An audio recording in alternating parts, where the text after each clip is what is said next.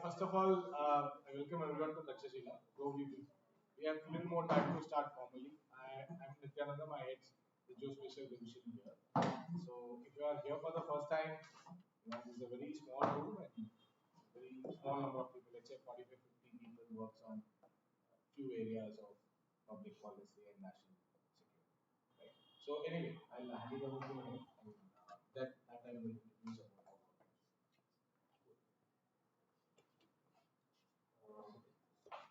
Good morning, everybody. My name is Amrut. I'm a senior researcher at the Indian Institute for Human Settlements here in Takshashila. That's why I'm not talking from Spanish. So I'm one of the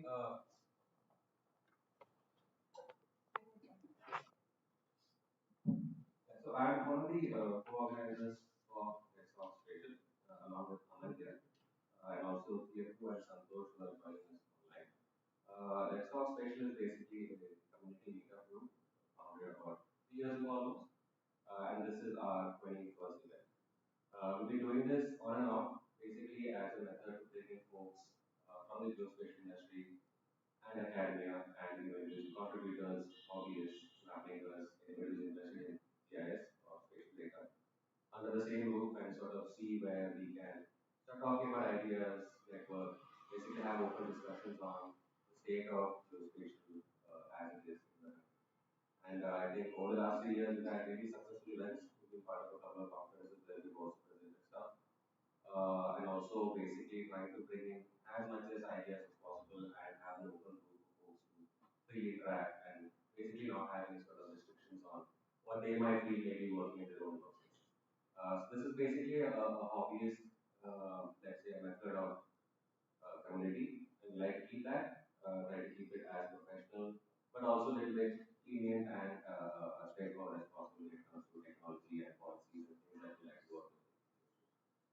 So with that, I think with our 21st event here at the Takshashila Institution, we are trying to look into something very specific, something that's also a very core aspect of my work, something that we all as Indian geospatial developers love and hate is geospatial portals. Something that we can live without but also can't live without at the moment, and we're trying to see with the help of Professor Nithiyanandam and Swathi to see how the state of Indian geospatial portals are today, where we are at, where we might be in the future. A lot of policy takes are also part of that. So we are happy and also honored to be part of this. And I thank Professor Nithiyanandam and Swathi and the Institute for sort of having us here. Hand it over to Professor so that he can speak a little bit about the host institution and what we can expect from it. Thank you so much for coming on Saturday, and I'm sure that the coming week I will be able to find out space around. So, first of all, thanks for your time. So, I'll give a very brief introduction about Takshashila Institution because we always have this problem. If you type Takshashila per se, you will get 100 of institutions. But Takshashila Institution is, we say we don't have branches anywhere, right? This is a non-partisan independent think tank based sort of family. And we work on niche areas of public policy and on national security, and for last 2.5 years on geospatial. Before that also, geospatial technology has been used as a tool for putting out some results and then projecting some of our work. But then in last 2 years, we have established as a dedicated research program, and then we are working on areas, let's say, related to Indian strategic interests. When I say strategic interests, we largely don't work on things happening within the country. We work on what's happening on our border, especially focusing China and Pakistan. Having said that, we also started looking at what is happening in our policy sector because luckily we have something called geospatial policy, right, which has emerged after so much of challenges, so much of hard work. A group of people are put out across the country, and there is something called National Geospatial Policy in 2020. And then there are specific timelines. Usually, some policy documents are very broad and it does not carry a tangible timeline. But here in this geospatial policy, there are specific timelines, and each of that need to be achieved in a particular year, let's say 2025, and ultimately by 2035, we need to have digital twin of that. So we also felt we need somebody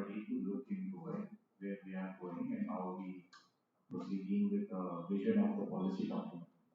That is again another interest of us to look at.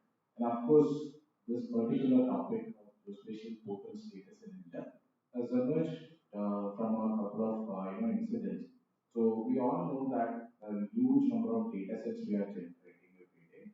I'm sure every one of you here is generating geospatial data sets in one or other form. If you're not even part of geospatial field, your mobile phone generates a data that again carries the geospatial activity. Right? So we are generating huge quantum of data, but what we are getting as a process data in the form is mostly for visualization purpose. In my opinion, we should do little more than that. There are set of people who are interested in just getting the process data, who would like to take an any decision just based on the process information. But there are researchers who need the actual data to process. So that part is still missing, I think. Because if you look at large data portals, Swathi will take you through all the portals and just look at whether it provides remote sensing data, whether it provides GIS data, whether it provides any other form of spatial data sets. But most of them shows as a visualization tool. So there are very limited scope for researchers to download it and make use of it and add value to it. I'm looking at it from the perspective how we can add value to the data sets which are produced by government agencies, private companies, and individuals also. So that scope is very limited, and we are having too many databases also. We are getting into a system where how other countries had so many portals in the past. If you look at, let's say, from United States, we had so many portals from NASA's multiple domains and universities, let's say 10 years ago. But then what has happened after that is those portals are converged, and they started building unified portals because it's realized we should have at least unified portals for different things. So again, we have a vision to build in India a unified portal by 2025, but we didn't have it, right? For some reasons, because there are practical challenges, because data is generated from multiple people, there's lack of coordination in the stuff. So we are unable to achieve that. What we can expect in future is unified portals, let's say for atmospheric research, land related research, open source communities. There are many thematic layers we can bring in. If not, everything can be put out in one portal. But it should not restrict to vector data or raster data. It should be a portal which can host vector, raster, and all forms of data sets, where it should be arranged based on themes. The person can go and pick a theme and then find a data set suitable to their further research. So that is something where we are finding. And then most of our portals are, providing data, but it is not in the form of accessible. It is some data set which research is generally needed for digitization. Those comes in the form of PDF, right? So there is no point if you provide a data in the form of PDF, because when we investigated the reasons for that, we understood the open data aspect is understood in a different way to different people. Different people consider open data in a different way. So what I mean is, like, some people think you do all the registrations, provide Aadhaar number, provide your serial number, provide your complete address, provide your purpose, and then take this data for free. That according to them is an open data. But then, in my opinion, open data should be something where you just need to get it in a couple of clicks. You protect it in a whatever way you want, restrict it to the geographic boundary or whatever, but then make it accessible in a couple of clicks. If the data set takes a lot of time to get it, a lot of process involved in it, then there is no point of considering it as an open data series or open data series. Right? That is another challenge which I just wanted to give you a headshot.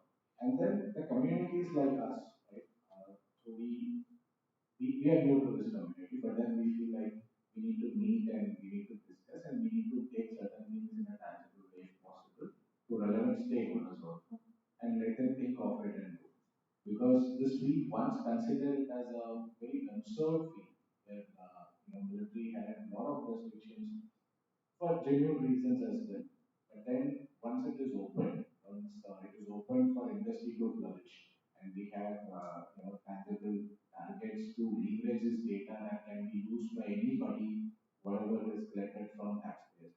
Then in that case, it has to liberalize much better than what we have discussed. So with this, I'll stop and hand it over to you people. I once again welcome you all to the Takshashila Institution. And if you have any interesting research to work and share with us, feel free to do it. And we are, a very small team of us, but we are happy to welcome anybody who wanted to integrate and work with us. Thank you. Just a few housekeeping rules before we start as well. There's water and water cups available in the back. The washrooms there on the left and on the right. I've been told that books are nice to look at, but I don't think we can touch or issue them at the moment. You can touch, you We can can touch. read. We have very open system here in Takshashila. Our alumni comes, read, and even check out by themselves.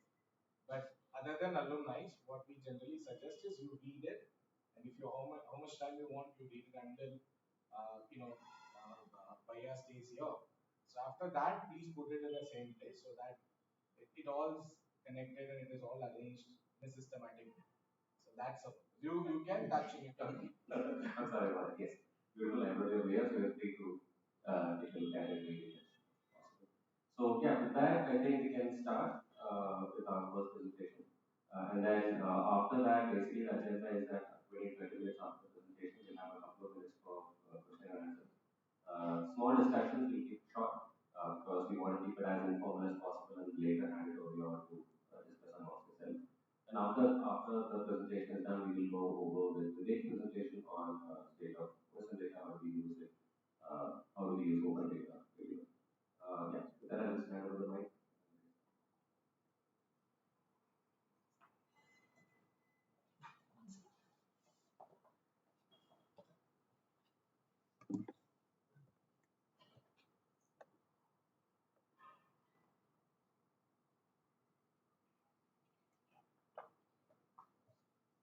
Hey everyone, my name is Swathi Kalyani. I am currently working as a geospatial research analyst at the Takshashila Institution. So basically, my interest to do or write a paper on these portals came up with that whenever you talk or you tell somebody what are you working on or what is your research domain or what's your, and you'll be like I'm a geospatial research analyst, and then they give you a question mark look. And then the next thing you will be like, I work with satellite images, I can do an analysis, and that's also kind of goes away. The third thing you say is, do you understand Google Maps? Yeah, that's something related to what I do. So maybe you've never worked on Google Maps or something like that, but that's kind of the most easiest way for people to understand how satellite images or any remote sensing or geospatial data looks like for daily life applications. So yeah, our key focus areas in this paper were mostly look into this technical infrastructure and in of Indian geospatial portals and probably the challenges around them, the agencies coordinating or the lack of agency coordination when it comes to these information dissemination, the regulatory constraints that exist, and the comparison with, of course, the global portals that we are quite aware of, as I said, Google. And to start with, a few major Indian geospatial portals, like something that did come up or does come up in everybody's mind is the Goan Bhumidhi, because the National Remote Sensing Center did do a pretty good job when it was to bring out the Indian satellite images to some portal where you could freely access it and get the data, kind of do the analysis. But of course, there are other Google or other countries or other space agencies having their own portals, which were quite prominent at that time. So I don't know how much of the user base has shifted to Bhunevi or Goan in general, because again the registration process in every portal remains quite different and quite unique to themselves. And I think when we had put out this paper out, there are a few comments which were like, we have to talk about PM Gati Shakti, which also integrates all of this data. There is NIC, which hosts a lot of data. So when I tried to go on to the PM Gati Shakti website, they give me something like a Jan Parichaya registration where I have to again, give all my detail ID and also probably integrate with DigiLocker if I want to. I don't know. I mean, I did not choose the option, so I just closed the website and just put a screenshot of that. That's how difficult it was for me to understand how much PM Gati Shakti is integrating geospatial data. If you go to the other portals and websites which kind of talk about this, they of course include every policy that I've noticed that is whichever comes out, there is one line which says integrating geospatial data in planning and implementation and monitoring. but it is very difficult to understand how are they actually using or bringing it out into a usable manner. Another was the India.gov.in, which is also like most of their database is managed by NIC itself. When I logged in, I don't think the website is ready till now. So again, I have to put a picture of what the website currently says. But yes, there is a lot of platforms which is created within Unity itself. For example, you can know the panchayat boundaries, ward boundaries, and very grassroots level boundaries that you put. But most of them again come into the visualization aspect, right? You can see, you can zoom in, you can probably find a base satellite map, which is again by NRSC itself, with all the blue marks on it, very credible things. But none of them is really easy to download. The most easier one would be, of course, the Unity, where you have the resource satellite images, which are quite relevant and quite in use. Then there are many more portals which I wanted to include, but to show that there are so many agencies, creating their own portals with kind of similar data at the end, like there is India Water Resource Information System, which I don't know if many people know about, but it's actually something which gives quite relevant data when it comes to any water management data in India. It actually includes most of the data in shape files, which is again very credible when it comes to somebody who has to do geospatial analysis. Because when we go to Survey of India portal, we have to download a PDF, and then we need to kind of geo-reference it into, put the coordinates, give some longitude, latitude data by ourselves, and then it becomes usable in any of the GIS platforms. Okay, just a hands up, like who has no idea about geoportals and GIS and remote sensing? No idea? Okay, great. So I'll take 2-3 minutes to just explain the basics of it. So geospatial portals are basically where all the satellite images that are being captured will be put out, where you can easily download it. You will give parameters like the date that you want of, or the range of date for which you want a particular satellite image. There will be options of multiple images which we will be selecting a certain image, and there are multiple things within that which is more technical in the sense the bands, which is the electromagnetic radiations. Whenever an image is captured, there is a certain visible rays and all that, a little bit physics terms, but that is how the image is being captured. It would be red, green, blue, all these different radiations, and they will kind of be in certain different bands, and you download it according to your need. Now, this is specifically called remote sensing data because it is basically sent by satellite, which is not really on the ground, right? Now there is something called the maps, which we really work with, something just in the PDF formats or the papers that you would have seen. These are hosted by certain agencies, or they would be created through something called ground surveys, where people will, used earlier they would go on the forest and they kind of map how what is the distance, and they put a scale for that, right?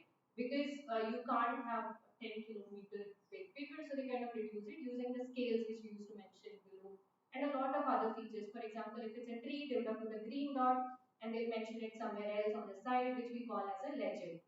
So they will be like green dot, it's a tree, it's a brown dot, it might be a house, a road, a river, everything would have its own features. So these are also geospatial data, but it is more in the vector format, or what we say as the drawn format, something like lines and polygons. So these are the two data that we kind of have to work with. Now, when it comes to India, there are multiple agencies who are controlling these data, who are capturing these data and analyzing these data. So when I said Bhuvan Bhumidi is being controlled by or managed by National Remote Sensing Center, which is an arm of ISRO, which is the capable body, and it does have good capacity and potential to run a lot of these analyses. An example is whenever you see a disaster which will happen in India, it would be NRSC's report which comes out, putting out the satellite image that this is pre-disaster and post-disaster, and they do the minimal analysis which is required to understand the issue. Now, coming to something like India Water Resource Information, right? This is managed by Central Water Commission. So when they have to get a data, they basically have to go to the remote sensing agencies and get the data, and then they post anything related to that. They manage all the rainwater measuring stations across India.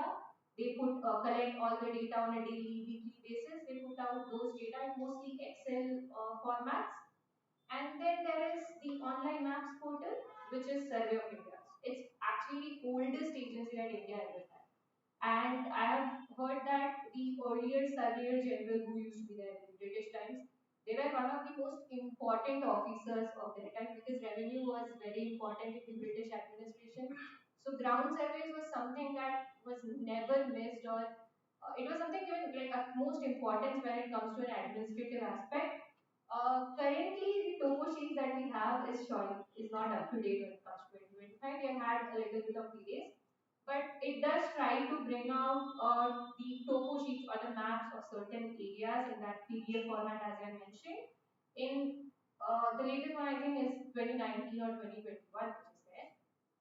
Next is the data.gov.in. Again, a ton of data, mostly in Excel sheets or something called shape files and endpoint files where you have the coordinate data, but and has an extensive filtering system. If you type, for example, agriculture, it will give you a lot of data. Might have missing data, but that's depending on how much the measurement has been done on a certain thing.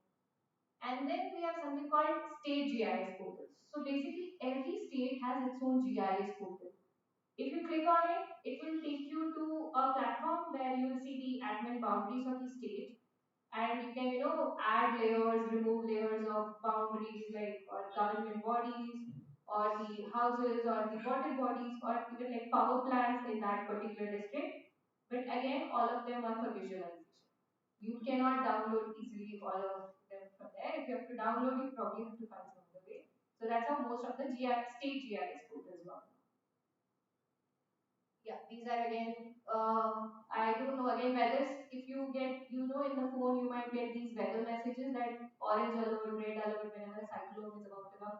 That's the job of IMD. So IMD has its own geo portal again where it manages holds the weather data.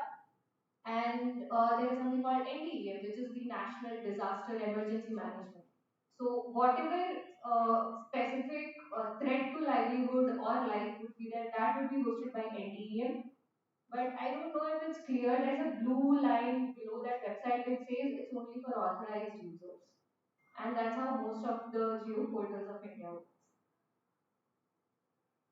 Again, talking about the institutional players, I think I mentioned NRS and Survey of India quite a bit. Also, as Survey of India comes under this Ministry of Science and Technology, which has this Department of Science and Technology. It is the one also responsible to fund or ensure the capacity building in all of these domains and sectors. Now, coming to the specific agencies, right? There is like a data or a geo-reference and proper geospatial data of a forest maintained by Forest Survey on its own, Forest Survey of India.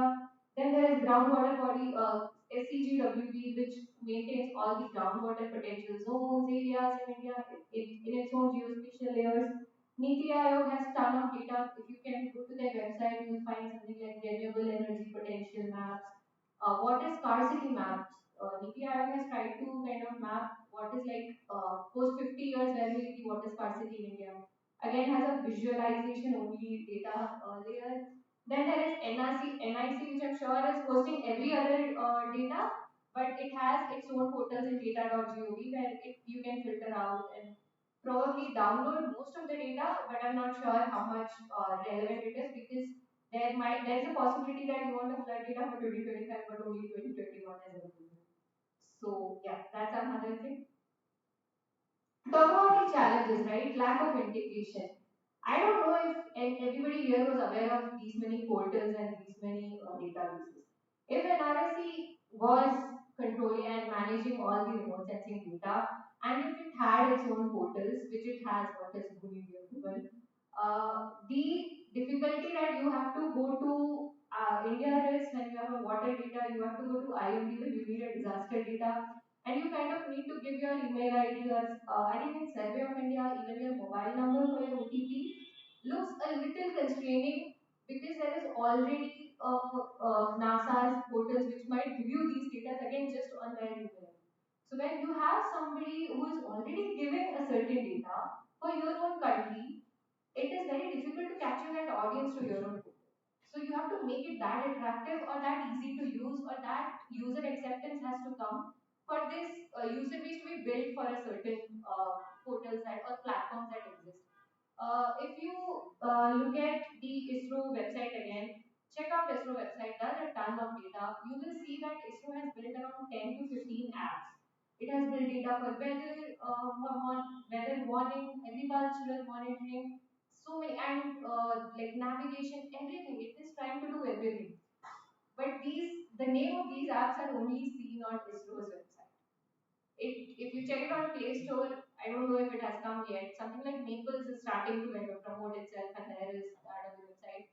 But I don't know how easy will it be to shift from Google Maps to Maples when you are already how the whole system works. And then coming to the skill shortage, right? Again, as I said, if I tell I'm from doing geospatial analysis, nobody gets it. Probably there are people who would do geography, geoinformatics, and somebody like me who did agricultural engineering. We learn GIS and geospatial tech, which is so vast actually, just as a part of our field. It is very difficult to have these niche areas developed, which is actually being done across the globe. You have enough MSc, all these specializations that are coming up, but it's very rare even now in India. If you check the website of Niti Aayog or NIC, I think they'll show the 15 the institutions that do give certain courses on these remote sensing, and that's just 15 in India according to the website. And the most famous one I think you would know is something called BISAT, which does again a lot of trying to do a lot of these space applications and doing this capacity building. But I do surely believe that India has much more potential that it can build up if there were more capacity building, even if it is as a part of course. Keep it as a critical area that people can work on, people can develop on, as technology is something that you cannot avoid in these coming times. And of course, public awareness. As I said, Maples, I don't know how many people are using it or aware of it. I don't know if everybody knew that IMD has a portal of its own. I don't know if everybody knew that ISRO had 10 apps of its own, maybe trying to bring out data in every day. A lot of other things which I would say out, right? Even and it's not even just these government agencies, right? We are also having a lot of private players coming in. I'm sure everybody would know at least what SB India is, right? Because it has its own RGS and it has kind of made its image. But there is a lot of remote sensing companies coming up. I think Cropic is one example where it's trying to do a lot on agriculture. There is Spatial, again, all these remote sensing data trying to bring out all that. There are so many companies, but do we really know about it? And the question is, should we know about it? I do think I hope all of you will say yes to that. And then the technical issues, right? So there are websites or the documents which I went through, and they were saying things like the loading time of most of our portals are quite slow. If you look at the interface of a lot of our systems, it looks quite not attractive, and I think Vivek would give a better, answer to those technical issues that exist with our websites and things. Yeah, and then of course the regulatory barriers. There is in 2022 there was this national geospatial policy which came up. It was supposed to liberalize and promote our remote sensing capabilities, our geospatial sector, and it did look visionary. It did talk a lot about this public-private partnership coming up, a lot of projects coming up, and we are in 2025. The mission was supposed to be till 2030, and 2025 was supposed to be the middle point where there'll be a certain milestones which would have come up. I really recommend you to go through that policy document and then see if 2025 December what are the achievements that have been achieved on that. Insufficient funding. In the policy came in 2022, right? The first 100 crore budget was given this year. And if you look at the budget dissemination, again, it goes out of the 100 crore. If you know, the budget is divided into revenue expenditure and capital expenditure. Most of the revenue is for the capacity assets, like staff, pension, salary, all of that goes into revenue expenditure.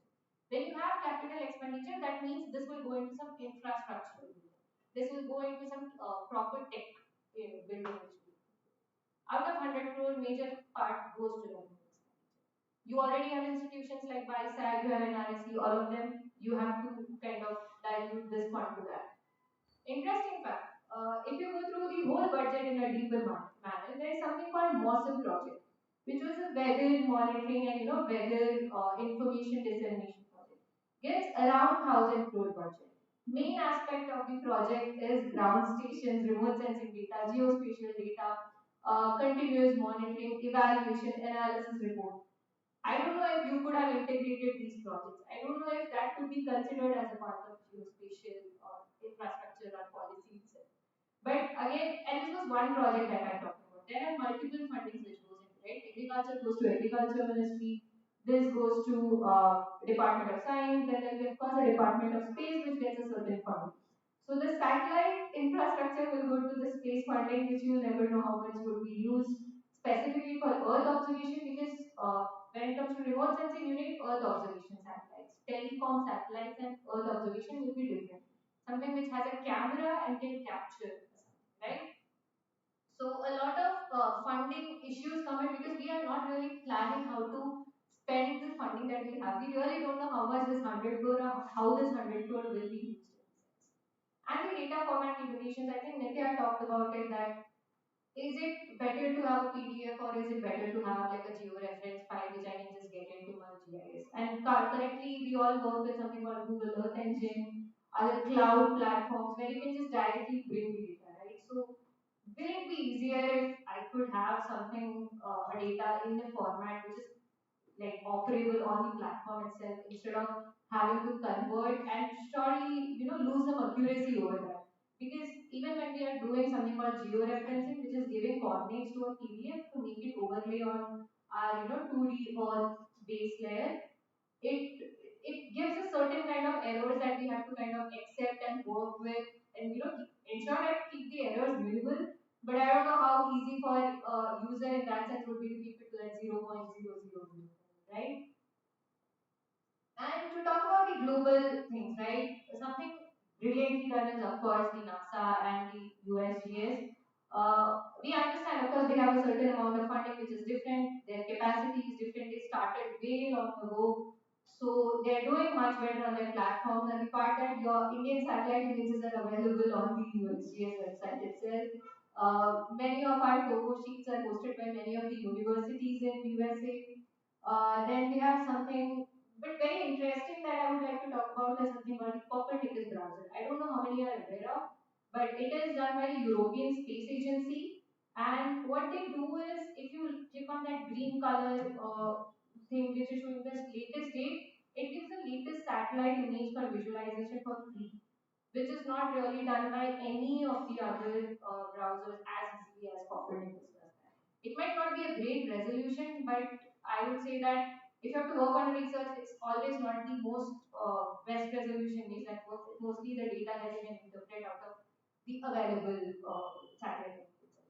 So, and it also gives a lot of process data. Like within you, if you scroll down, it will give you a processed water satellite image, which will just map the water bodies across the region. It will convert on the platform itself for something called like a true color image to false color image, where it kind of manipulates the bands and layers so that you can work with the radiations and identify some critical point which would have been missing if you are looking at a normal image. And they also give something called land use, land classification data, which is dividing a whole land itself according to priorities, like what is a tree, what is water, what is land, within barren land, agricultural land, urban land, and all that for free or every year. Right? You'll have a data of that accuracy for 2024 if you go to the company. So the ability to find and missing gap, that users would always like a process or like the final product rather than go through all the effort of creating these base layers which would be required, is something that Copernicus really and the ESA itself did really well. And they kind of posted with the ISRI website, again a public-private partnership that worked really well for them. And they have a huge number of users just for these accuracy. And I think even I, like, we really go to there. That's the first layer when we want to know these kind of differences that would have happened over the years, etc. Yeah, and the funding, of course, is different. I think US had spent around 1.8 billion US dollars when in 2024 for the USGS website itself. by 2026, they are planning to integrate all their remote sensing data into one single platform with NASA. And Australia has a very good digital Earth Australia, and it's a whole sandbox thing where they're posting a lot of different data for their continent, country itself, and with all the mining developments that's coming up, a lot of their focus is on kind of finding the crucial points for that. And again, the weather, because Australia also faces a lot of climate change scenarios over the time with Pacific and everything. European unions that again ESA website which I talked about, they have been spending around US $7 billion. So that's the kind of difference in funding which is going into the sector and the domain itself. And China, of course, the upcoming player has a focus of $900 million by 2029. And most of the Chinese remote sensing data have actually outpassed, according to a report in 2024, even the US remote sensing data has. So yes, these are the few recommendations that I had in mind, but I would really love to hear your opinions on that. One is, of course, improve the framework. I think it looks broad. It might be like something that we all have been talking about, or something which looks very general. But data coordination, agency coordination, legislative action. That if it is a policy, I don't know how much it will force the policymakers to work on it, convert it into a law, convert it into an act. Because that's what US did when the act mandates them to convert all this remote sensing data into one website by 2026. So having a policy is not as effective as having a law because that brings a certain amount of accountability. If the industry or people like you who work in the domain have to question somebody, you need a certain mandate which is given to them and they have not fulfilled it. So that's where this legislative framework comes into play. And of course, as I said, the NGP had a certain milestones by 2025. One of them was this indigenous data thing. Looks quite technical. It's basically the reference that we use for a 2D map to have, this ground coordinates. Like it's just on a paper, right? How do you validate that this is exactly that point of the ground? So that's something which works with this data, but we are still not there. I mean, I'm sure they're developing, and the latest report that had come out regarding this is quite a few years ago, where it was on phase 1 and phase 2 development, where it was saying that there was a certain number of ground surveys done, but surely we still don't have any business data. And yes, private sector participation. I mean, the best thing that I saw with that ESA was the end user thing, right? We give the satellite images to the private players. They bring out much useful, much informative data. And of course, you can ensure the accountability. I understand there will be national security concerns. I understand there might be misuse, and with all this Geo AI discussions coming up, we don't know the potential of this technology itself. But the role of the agency will be there to ensure that accountability on private players. But unless there is this data which is available for people who could bring out innovation, who could bring some useful information out of that data, I think we are just hampering a lot of development which is possible with this geospatial sector. And yes, mobile first approach is another thing. Please, whatever data is available, whatever app is available, it should be on our hands. It should be easy for somebody who's not aware of what GIS platforms exist to understand at least what these data are trying to tell you. Yeah, so I really hope at least this objective of the paper was just to create this discussion itself, just to create this talk that there is some significance which is to be given to geospatial data, because I think even when we are working, a lot of talk comes that can you get this satellite data on this information, and to tell that it's not so easy to get this satellite data itself. I think it takes a long task. It's a big task to give that itself. So yes, I hope there is more policies and there is more funding, there is more integration, there is more discussion on this topic. And yeah, feel free to give your comments.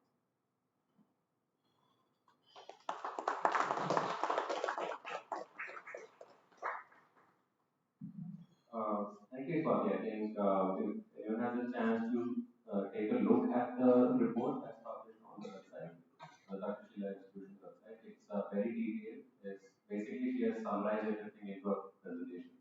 But it's a quick 15-20 minute read. It's a good table of all the different portals that are out there with actual sort of benchmarks on what is there, what is missing, what would I'll take like a question myself and then hand it over to the audience as well. It's not a question, more like a point of discussion. So if you remember, there's a SKCD comic where there are two characters talking about, oh, these 15, 16 standards are a lot confusing. What do we do about these 15 or 16 standards? And they end up creating 23 more standards. So the point I wanted to say is that we have institutions like NSTI, you have the ISO standards, you have OGC, and then you have independent data silos from institutions like IITs and NRSPs and all of these. We are ending up creating more data silos and standards within institutions and within organizations themselves, rather than creating something that is interoperable across institutions and across organizations. So, where do we get started on this? Who is the first priority person that we talk to? Like, hey, stop all of these nonsense. Let's just begin with one single standard. Let's start implementing this for all organizations, NGOs, individual contributors, whatever. Where do we get started? From a policy perspective, from a technology perspective, that's probably our first bullseye we need to strike when it comes to the code. So I just wanted to open up the discussion. Yeah, I think yes. I think when this PM Gati Shakti came up, it was the policy at least looked really hopeful, and there was this certain discussion that oh, there will be integration of data, there will be integration of ministries, there will be integration of projects, and they'll be done on a certain scale and certain way. As I said, now I don't know how to access the portal in an easier manner, so I couldn't do it. But I think a good start would be, of course, DST, which kind of currently holds and manages the data. As I said, the Survey of India, Department of Science and Technology, and another the Survey of India, because it is the oldest agency, right? So they know at least how this kind of data has been managed and what could they already might have regulations for. National security and then freely accessible data which can be given out and all that. So a good point would of course be the Survey of India, which could take up a lot of responsibility, and surely it is taking up, but kind of fasten the process or bring up all the other stakeholders as I showed to a table and then start initiate the discussion.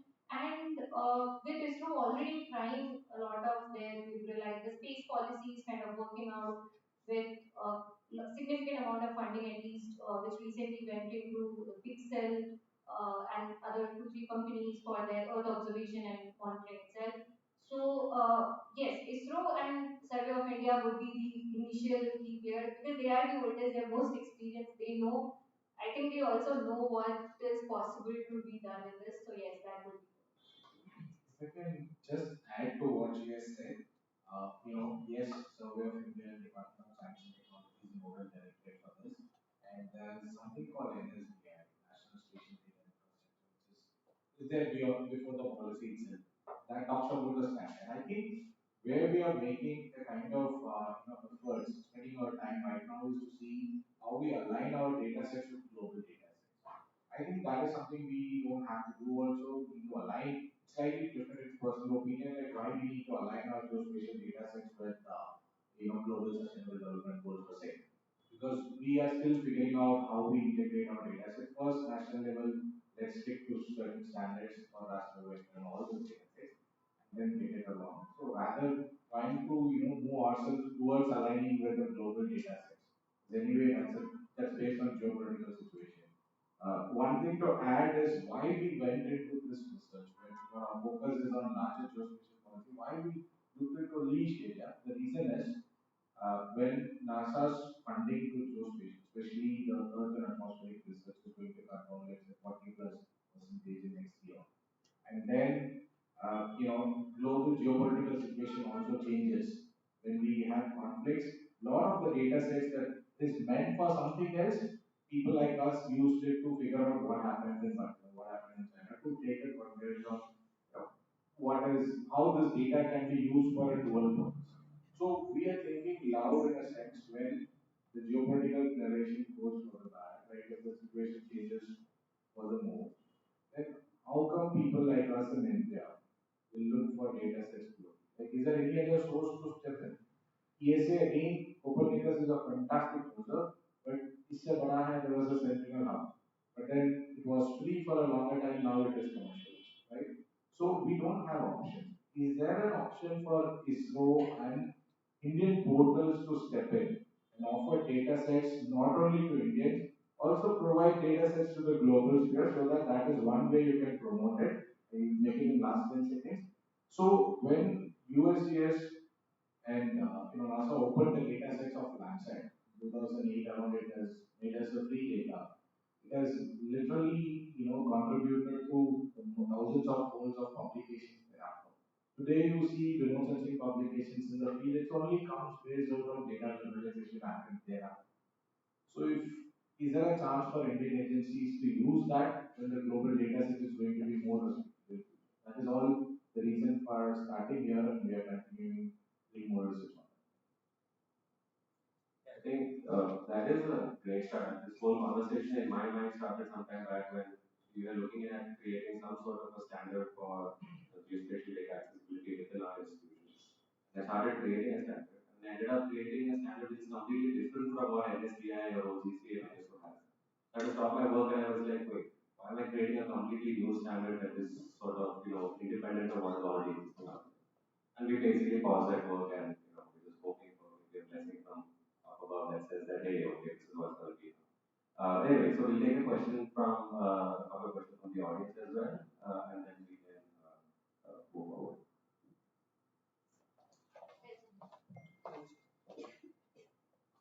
So this question about who should actually coordinate if before it should be created. I'm not sure what the role is in space. Indian National Space Promotion Agency was created in 2020 as the Google agency that would authorize space use. So Pawan Goenka has been appointed. So can they play the catalytic role of bringing all these people together? Because I've also seen recently that the developments Hackshore, Pixel and all have been called upon by its space to sort of integrate, because there very clearly wherever there is commercial interest, this hard work of extracting the data, organizing it, processing it, and making it available for decision making is getting done. So we see it in the context of even the crop insurance and all that. So is that how it can be made to work? Yeah, so I think that's why I said the ISRO is, yeah, would have probably meant in space, the funding which came up. So yes, definitely, I mean, if it has to be in space, I don't know if we should give a seat to NRSC also in the because they are the one managing the data. In space is currently responsible just for the satellite developments and all the capital building which has to happen. So not sure who all have to be part of the RTC, but yes, I mean it would be a critical player, and especially yes, because as you mentioned, because of the funding that recently went to the private players specifically for Earth observation, and it's it's very good to hear that that actually happened, and they have also given a timeline to which it should be developed. So that's again something good when you include private players. You can ensure that accountability of certain number of years when you have to get them. So yes. So in space is ideally looking for space promotion, right? And the downstream of space is geospatial. So parallelly, we have in geospatial field something called GP, Geospatial Data Promotion Council. So which eventually, a group of people need to promote the geospatial data in the field. So now this is like who has to handle downstream of space guys or the Geospatial Data Promotion Council. Their focus areas are different, but there is some overlap that I think people have to figure out.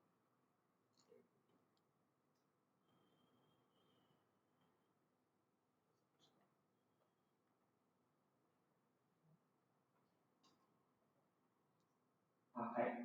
Also, nice paper. I was just reading yesterday. I didn't realize that I was attending the talk tomorrow. So just great paper. But one point that caught my eye when we were talking about standards. And I'm thinking about this interoperability and compatibility. And one of the points was reduce reliance on WGS84 and strengthen India's geodetic data. So I'm just curious where that kind of thinking emerges from, because to me that might seem a little counterintuitive, because I would like our data to be compatible with the larger ecosystem, right? So why just kind of like maybe the argument for that point? I'm just curious about. Right. See, we are not saying that data should be isolated and should not be having a compatibility with local data set.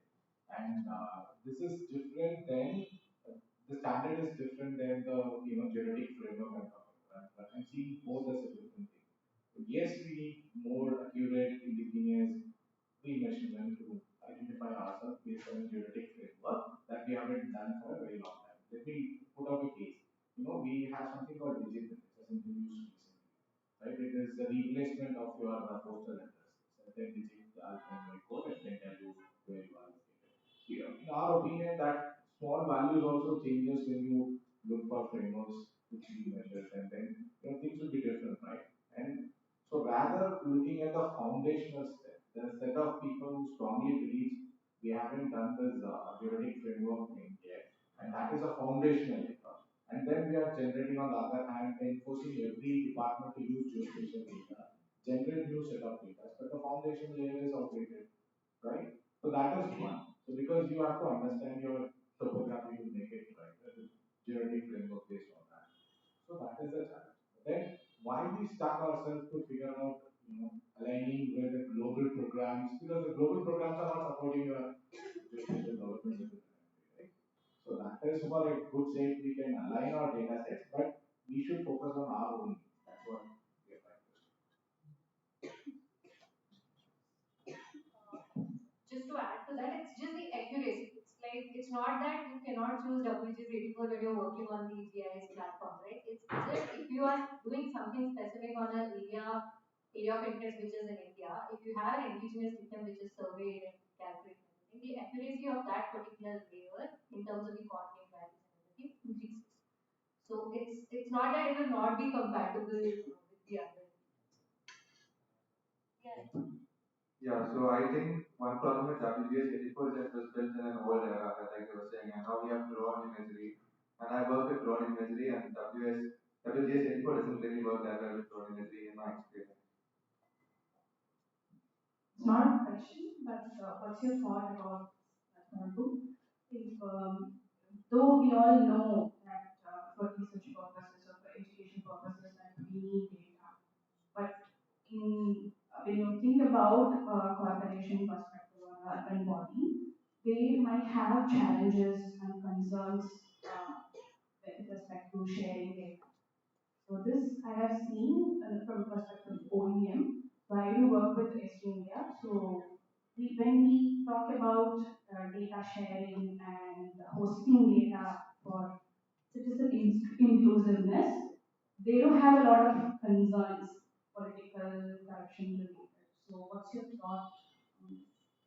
Right. I think everybody will be aware of smart city missions which were done, right? Again, one part of these smart city missions were most of their, data. There'll be like this digital repository which will be a repository which will be available for other uses and just monitoring and things like that. If you actually go to these smart city offices of these cities, right? One that I've visited is Indore. As you said, they have so much data. They had, because as we have heard, the cleanest city and all that, they literally had these point files of garbage bins which is there across the city. And if you ask them to share the files, they don't really say no. But of course, a lot of questions come that, what are you using it for? What's your application? Which institution are you associated with? And a bunch of answers that you have to give. One would be if we could clear their concerns in terms of this, because I don't know how much of a security concern would be to have this garbage bins. Surely, maybe there is, but I am not aware of it.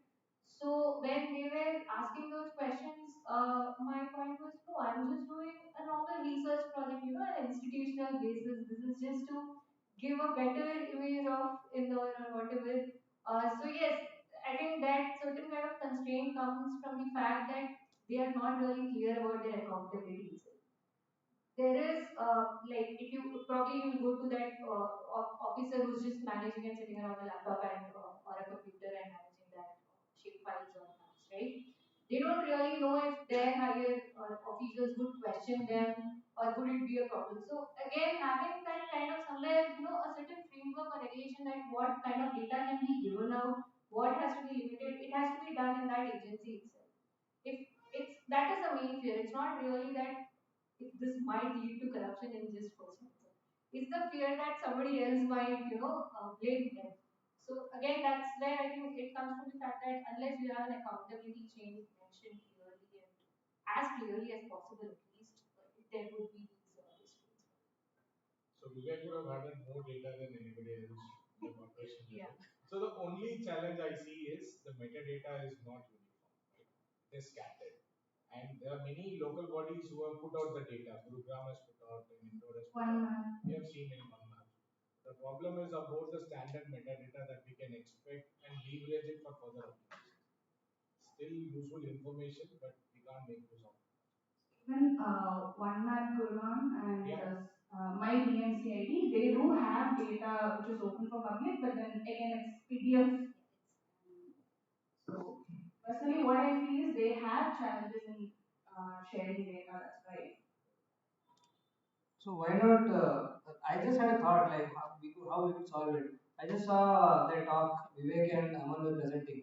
That use LLM because all of this data let people do their own standards. Now ask an LLM to solve for because it can understand all different kind of metadata formats. It does not have to rely on a single format. Why not just use a downstream layer, an LLM, where we can take in all these different formats and give us out a standardized format. I mean, that could solve our issue. Yeah, just to also add to this discussion, probably, we need to also understand that their legal entities are higher than an organization itself. A legal definition by itself is to protect not only folks within the legal department but also the institution. So when there is a legal law that is being stated about, let's say, data, and we look at the spatial data specifically, they are thinking like a chess master 10 steps ahead. We might think, okay, a dustbin putting up here might show that, oh, maybe the absence of a dustbin might show that the cleanliness is not good or whatever, things like that. But legal probably has something way further down the line that they probably give a good thought. I'm not in support of full legal control over geospatial data. Of course, there has to be some amount of accessibility to our laws.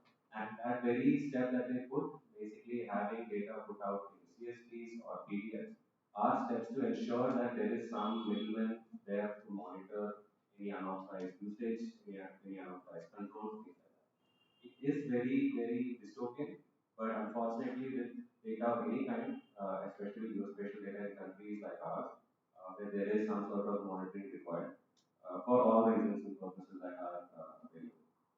These systems will continue to exist.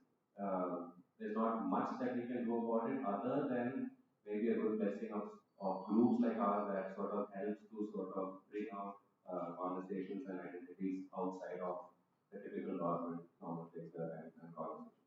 If you, for example, right now, at this moment in time, if you want to download a Survey India data from the Survey India website, you have multiple levels of authorizations required. You can download the official boundaries of India from an official source. That says there's a lot behind going in the scenes. Another example is that right now in my college university WhatsApp group, I'm getting messages every other day that, okay, can someone give me the village boundaries and someone can give me the this boundary, that boundary. If colleges themselves are not given access, or students, researchers who are still relying on WhatsApp groups from the alumni that they passed out from 10 years ago to get data of today, that also says another direction on where we are heading in terms of data access. So I think using AI and LLMs are really great, but it's also a black box that we have no idea about as of now. I think a couple more years down the line with policy interventions with groups like ours is probably the only way forward for us to define how data is accessible and if there can be any sort of movement in that sphere. So I just wanted to end on a very, very boring note about that. But I also want to open up right now because we're also moving ahead of I want to open up this audience to introduce themselves. Align your name. If you choose to disclose where you work and what you work with, that would be great as well. There are folks who don't want to disclose that, which is perfectly fine. But you just go around the room and hand out the mic and just quickly take on. So is that all good? For 10 minutes to do that? Yeah, I am Varun Padge. I'm from Mumbai, now working in Hyderabad, and just graduated from IIT Bombay in urban systems. So I work with a lot of urban data, a lot of PDF files, shape files, census data. Right now I'm trending towards digital twinning, also in the open space domain and also as a commercial thing. So this year for looking at how other people are struggling with accessing data. Hi, my name is Arun and I work as a consultant at Satwa Consulting, which is a social impact consulting firm. And clearly, in trying to answer questions of various clients across government, multilaterals, and philanthropies, oftentimes data is a huge constraint, and we are increasingly seeing geospatial data as one other form of alternate data that can be used to answer questions of social development. That's the reason. I've been working for the past 3 years in satellite image sensors for Aerospace, and yesterday was my last day there and resigned and taken up for GIS and I got an internship, so I'm going to start again as an intern in GIS. So looking forward to it, and I got this opportunity. So I'm there. Which is your new organization? Kaiser. Hi, I'm Supriya. I work with Epic World. So we work a lot with survey data. So things like income levels, all those things which is lacking in general. So we are hoping that geospatial data will aid us in understanding lives of Indians better. But we are also facing a lot of accessibility issues where we don't know where the data is located, among other things. Hi everyone, I'm Nandini. I do work with Australia. Personally, I do work with municipal corporations like PMC, Chennai Corporation, etc. Apart from work, I would like to explore some spatial data techniques. That's why I'm here. Hi, my name is Aman. I do data visualization and development. I'm enthusiastic about data and I run a publication with quality.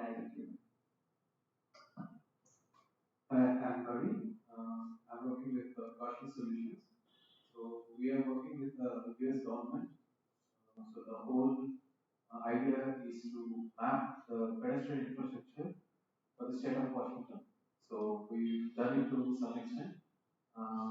Yeah, so in specific, I'm working as an AI engineer. So I work a lot with satellite imagery. I'm trying to convert the satellite imagery to the pedestrian lookable network. So we'll come back to you and ask you to do the same thing for Just Read. Definitely. As long as we have enough imagery. Hi, good morning all. My name is Nivas. I work with for local institute at Hyderabad. I used to do some data analysis before and do some freelance work, and I'm interested in AI. Hello everyone, I'm Sharmila. I'm completed my master's in geospatial from IIT and just started working with GIS for 6 months now. I'm interested in GIS and geospatial field. And I would like to ask my more geospatial analyst. Hi everyone, I'm Shantanu. I've been a researcher and evaluator and currently work at Satwa. I'm not very familiar with the geoinformatics-based geospatial data, but the purpose here to learn about the landscape, the language, and so on. Want to understand the same in depth as to how it can be used as an alternative data source for various kind of studies. Hi, my name is Aman. I used to work at Galaxy Space, and I'm also one of the organizing member of letstalkspatial.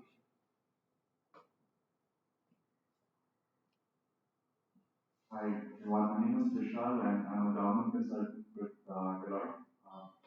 My colleague is.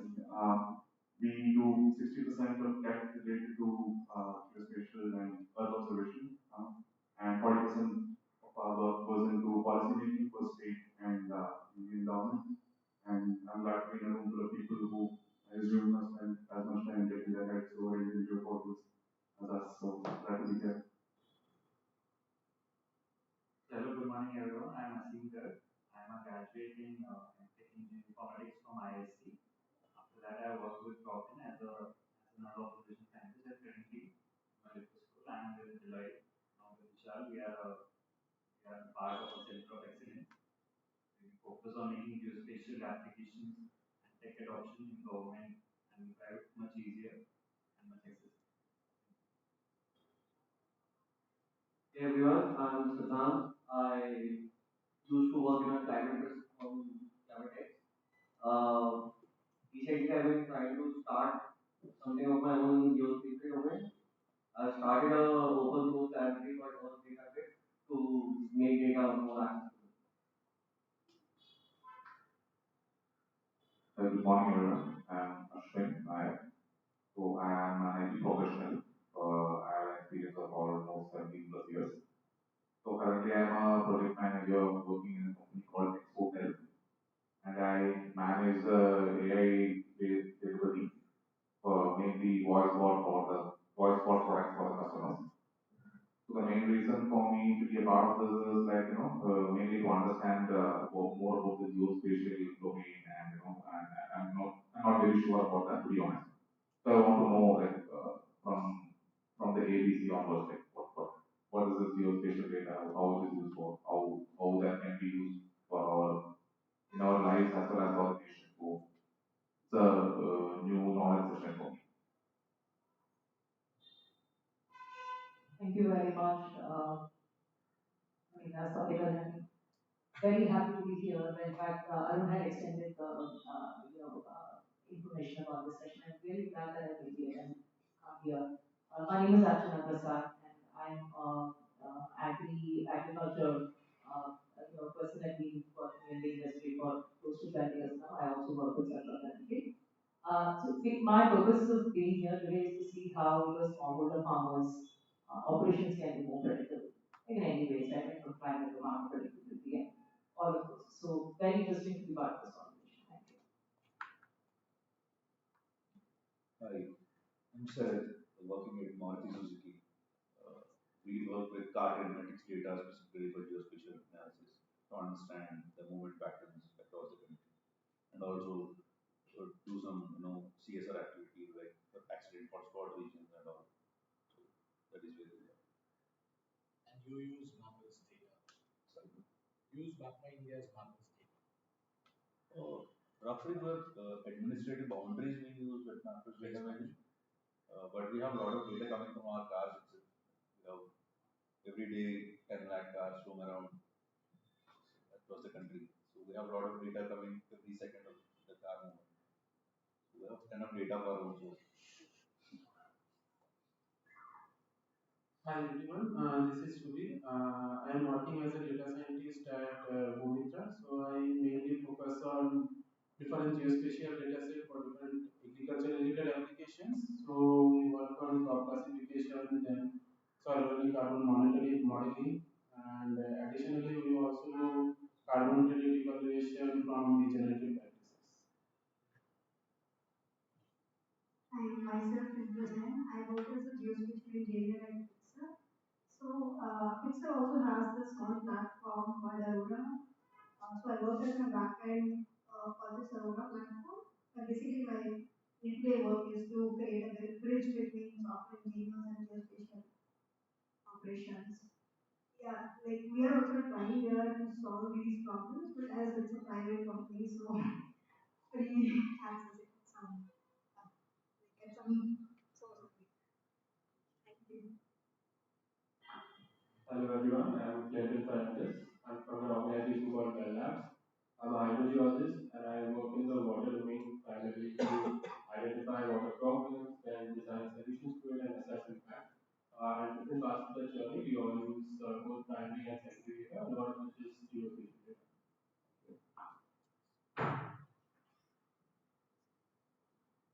Hi everyone, I'm Pranav. I'm doing a PhD in urban planning at UC Berkeley, and I'm currently finishing up my dissertation project. And I study urban economic development, so I'm using geospatial data to look at different patterns of granular economic growth.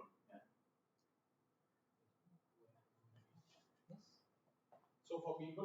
late, I'm Nithiyanandam. I head the Geospatial Research Division at Takshashila, and we do some of this interesting stuff on policy within the country, and largely look at things outside the country. I'm going to introduce myself in my talk. Okay, I'm Vivek.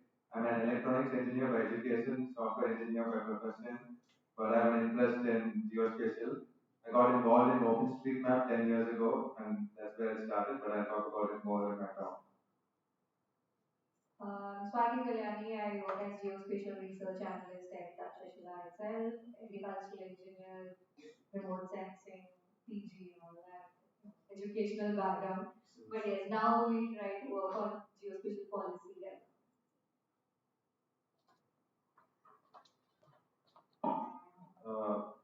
My name is Amrut. I'm a senior researcher at the Indian Institute for Regional Settlements here at Spatial. My work is mostly not a developing stuff, but also kind of rack our brain on why we're developing all of this at the same time. So it's mostly geospatial, big data analytics, but focus mostly on the urban. We're an urban institute, trying to understand the urban, the transition to how India's urbanization is going to happen in the 21st century. So that's basically my work. But thank you everyone, thank you all for showing up. Thank you for folks who have no idea what GIS but made it here on a nice cold Saturday morning to come and learn about GIS. So thank you so much for it. Also, just as a heads up, the presentation, the video, all of this will be shared on our social media as well as we have a Slack channel. So for folks who are interested to share or network and talk about your problems or any issues related to the work that you're doing, you can use our Slack channel just to cooperate, collaborate and things like that. So it's a good spot to just share information on Slack as well. So request you also just check out our website and join the Slack to discuss.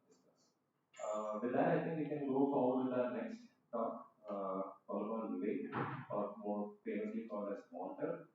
Is easily one of India's top OSM contributor. I'm not pretty sure, but easily the top in India. His contribution to OSM has been literally nothing short of staggering. And also the work with Aman, Marlo was at the back, diagram chasing collected. They do excellent work on data visualizations. They also work with Megawatt. So a lot of cool stuff with data that's related to the city comes out from these two guys. So keep a lookout on their social media as well to sort of follow along with what they do with GIS. It's a lot of very cool link to you. So yeah, let's hand over to Vivek and he can take us over on our next session. I'll do screen share, that's fine. Okay. Minor technical problem. I'll just take 1 minute.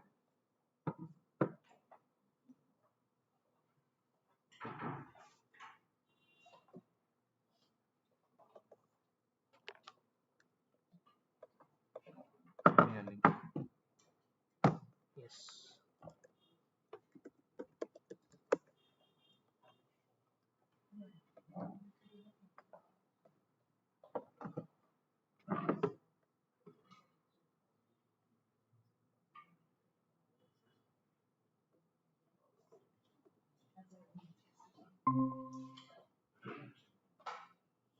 You just tell me the link actually. MPY. MPY CHDN TKR.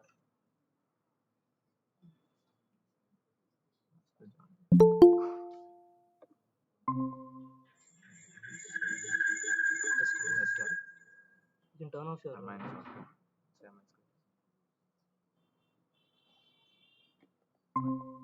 What? Let's see. Yes.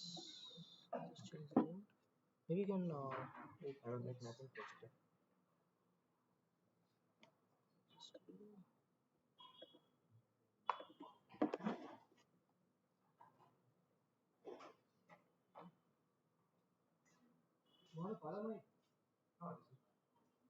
Working? Yeah. Okay. Sorry about the technical problem. I'm a techie, but I have technical problems sometimes as well. My name is Vivek. I'll be talking about making open geospatial data useful. So far you've heard about the tragedy of how tough it is to get the data. But once you get the data, what do you do with it? And there are a lot of researchers, policy people in this room. As someone who's not one of them, I think you don't communicate your stuff well enough to a normal person, and that's what I'm going to try to explain how you can do better. If you can't see the slides, which I think should be fine here, that QR code will lead you to the site where you can see the slides. So my background, as I said, I'm an electronics engineer by education, a software engineer by profession, but I got into maps through OpenStreetMap. So how many of you have never heard of OpenStreetMap? Awesome. How many of you have not used OpenStreetMap? Okay, I'm surprised. I thought there would be at least one person here. But about 10 years ago, I got my first phone. I wanted offline maps on my phone. At that time, Google Maps did not have offline maps. So my only option was an OpenStreetMap app called Osman. But lots of roads near my house were not on the map. So I had to figure out how to fix my neighborhood on OpenStreetMap.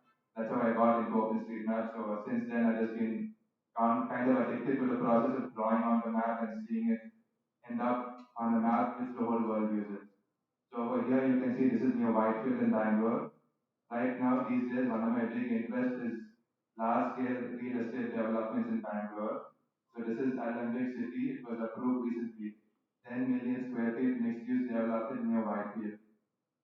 I am interested in real estate, which is why I mapped this stuff on OpenStreetMap. But the point of OpenStreetMap is not just real estate. I am also involved with this publication called Diagram Chasing, along with Aman in the back over there. What we do is we take data, normally government data, and try to make it accessible. So over here in this picture, you can see ridership data about metro in Bangalore. So I filed an RTI with the Bangalore Metro asking for hourly ridership data at every metro station. They sent me a 10 MB Excel file. I'm surprised they sent it. But we just crunched those numbers, did a bunch of analysis, and we wrote a story. This is that. So you can basically see between every pair of stations in the city how many people travel. So on the bottom, there's this table, and you can see from Covent Park where are people most likely to end up. And on the top, you can see the most popular commutes in Bangalore. So this is something which should be public knowledge, I believe, but the metro doesn't make it public unless you file an RTI. And surprisingly, Beneganali to Majestic is the most popular commute in the metro. So I have certain opinions about what classifies as open geospatial data, and especially the useful part. But the beginning geospatial data part, we've already understood this. There are lots of geospatial portals. There's a lot of data. This particular one is the Bangalore GIS portal from Karnataka GIS. They have a bunch of layers, and this is what opens by default. So as a normal citizen, this page is almost useless because I don't get any useful information. And because there's so much data, so someone has actually scraped a bunch of these geospatial data portals and posted it themselves. It's indianopenmaps.fly.dev, I think is the website. But you can find what he has scraped across multiple websites. And he has this search feature on the top. You can search for pin code. Now you will expect there's only one correct pin code data set to India. But apparently there are three separate pin code data sets. So depending on who you're asking or what you're checking, you could have three different pin codes. And pin codes is something which is supposed to be unique. So that is geospatial data. But what do I mean by open? This again is kind of opinionated. Of course, for me to be available for free, downloadable, and reusable. So just because Google Maps is available for free doesn't make it open because I can't reuse it how I want. Now, some people will have more criteria for what actually classifies as open, maybe regarding licensing or how easily accessible it is. But I think as long as I can do these three, I can get what I need to get done. So I'm happy with it. So example is OpenStreetMap. This is free, downloadable, reusable. So on the top there's an export button. I think everyone here knows about this, so I don't have to explain it. But you can use it however you want. So it's the same map. You can make it look different. You can visualize however you want, not just in terms of how it looks, but also the data which is there in the database. You can do whatever you want, and you can extend however you want. So on this particular map, they've also overlaid topographic data and land cover data. So by default, if you just export OpenStreetMap data, you won't get a map like this because OpenStreetMap won't have topographic data or land cover data. But the power with an open dataset is you can just add layers on top of it. And recently with OpenStreetMap, there has been vector tiles. Vector tiles are not new technology, but in OpenStreetMap it's new. So now you can just use the official OpenStreetMap vector tile dataset and do whatever you want. It's updated every minute. So if you make a change on OpenStreetMap, in 1 minute you can get updated vector tiles. And favorite reason is that I can contribute whatever I want.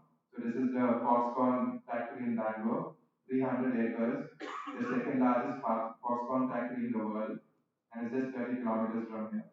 If you open Google Maps, it's just blank. There's nothing there because one, it's not yet fully built.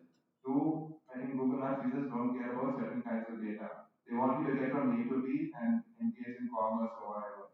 They don't care about the structure of a factory. So over here you can see every building, every driveway, every parking, every dormitory which Foxconn has built to employ about 1 lakh people. So again, I think people know this. How is it different from Google Maps? One, you cannot inspect Google Maps. So this is something called PM tiles. They basically provide a single file which has the whole OpenStreetMap database.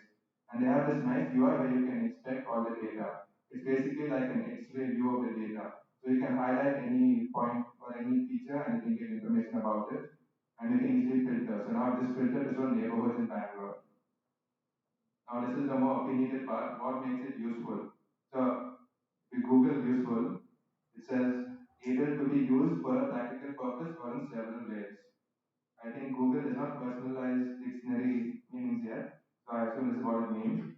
But being able to be used in a practical purpose is very important for me because research is useful, yes, but how does it end up being practically used is equally important, I think. So what is not useful about our existing geospatial portal is geospatial data already. So for a practical purpose, how would I use it? Or for a daily problem, how would I use it? So I'll be basically going over 4 somewhat common problems in Bangalore and seeing how geospatial data could help me in its current form and how it could be better.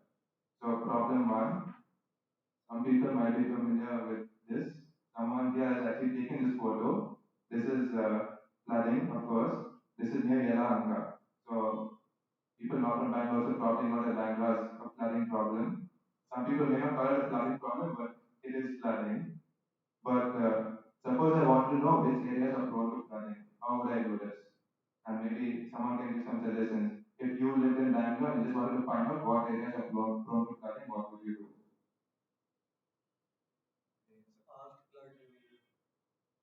Past floods. Okay, but where would you find that data? If I want historical flooding incidents, anyone have any ideas? Do you think it's a common problem that people should know about? Yeah, so the challenge is like these are very common daily problems, but we don't have easy answers to it.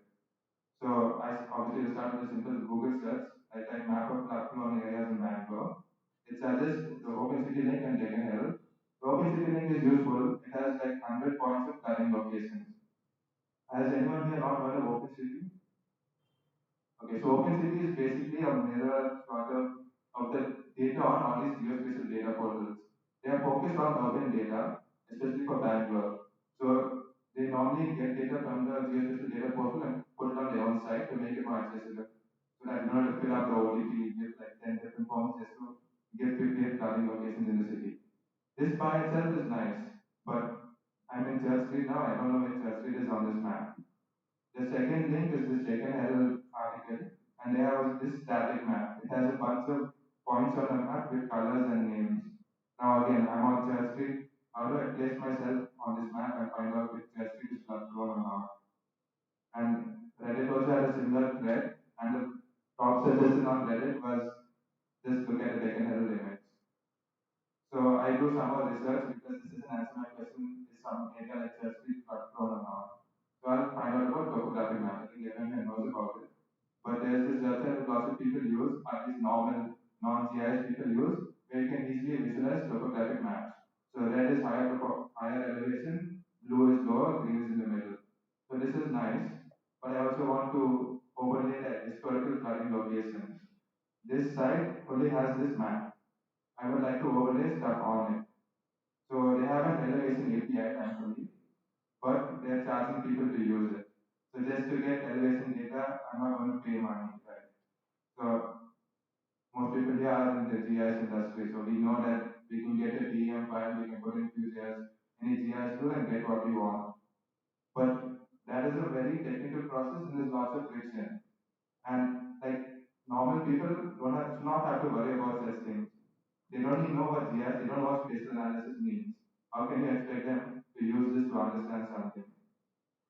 So generally, there are like few main principles I like to follow for making something accessible.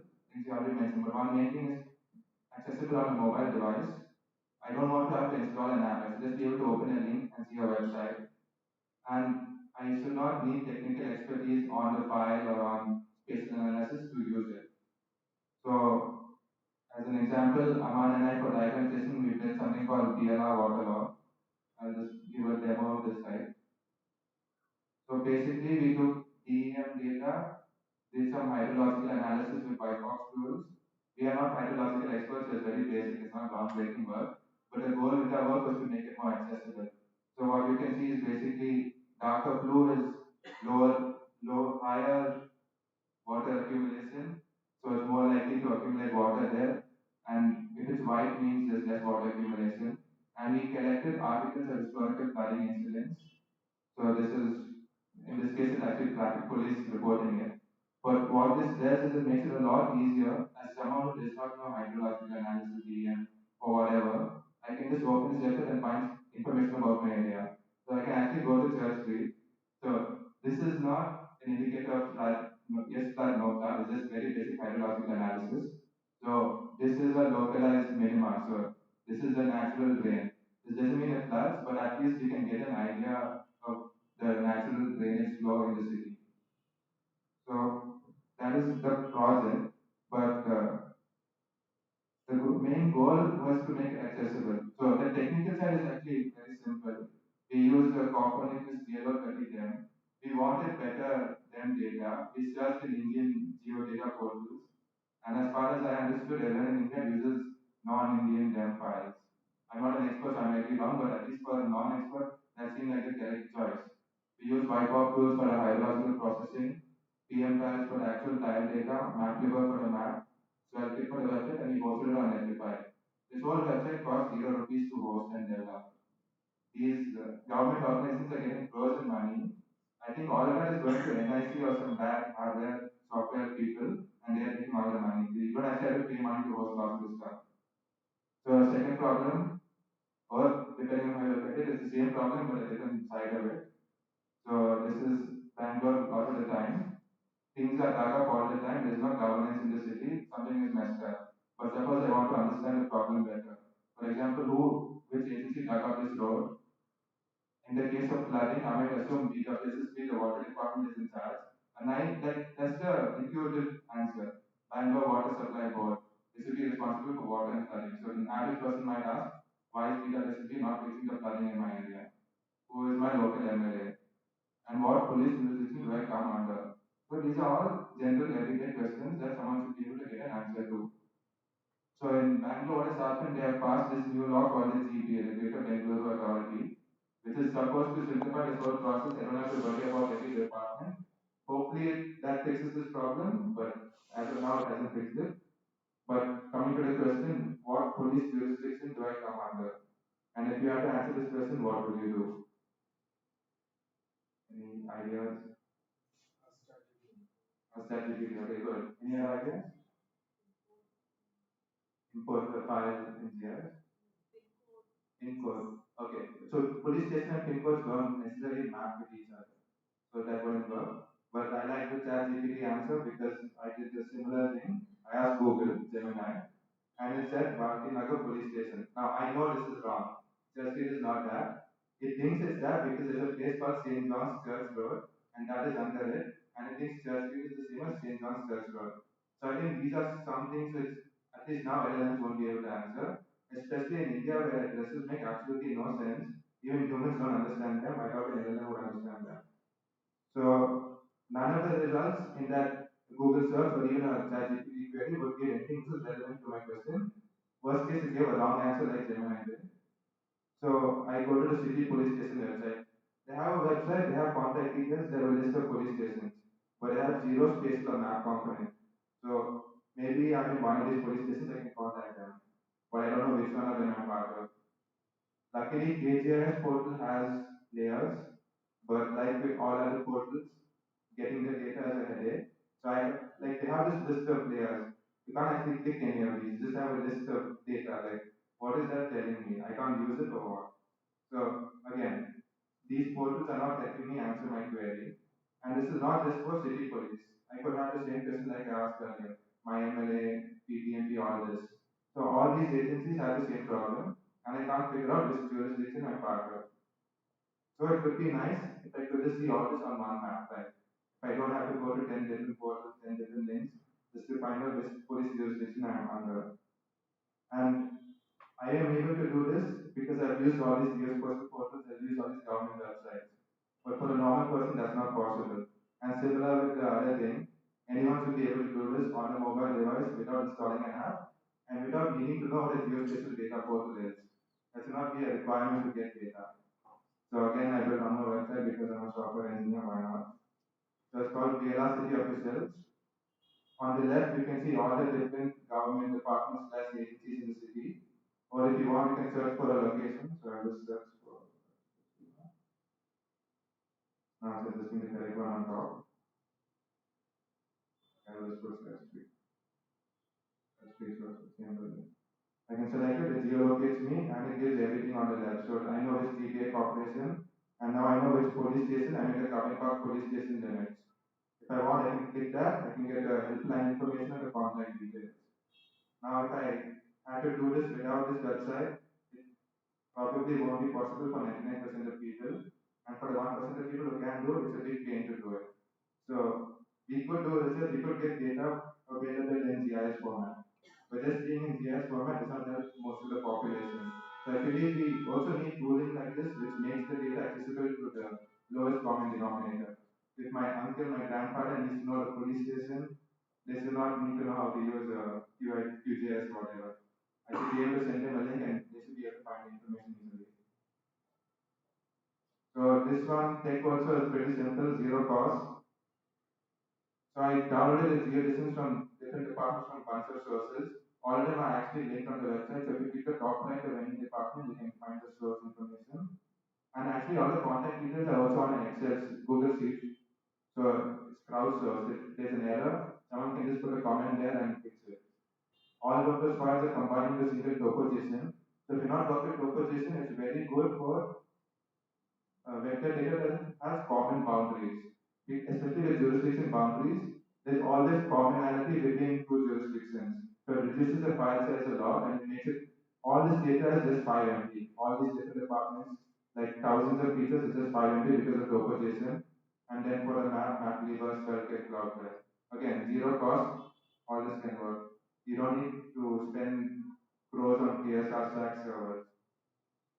Okay, next problem. This is a more common problem. So some people may recognize this video. This was outer ring road about a month back. There was a big traffic jam. This can't be solved directly, but at least I want to get around the city without taking my time. So how would I do that?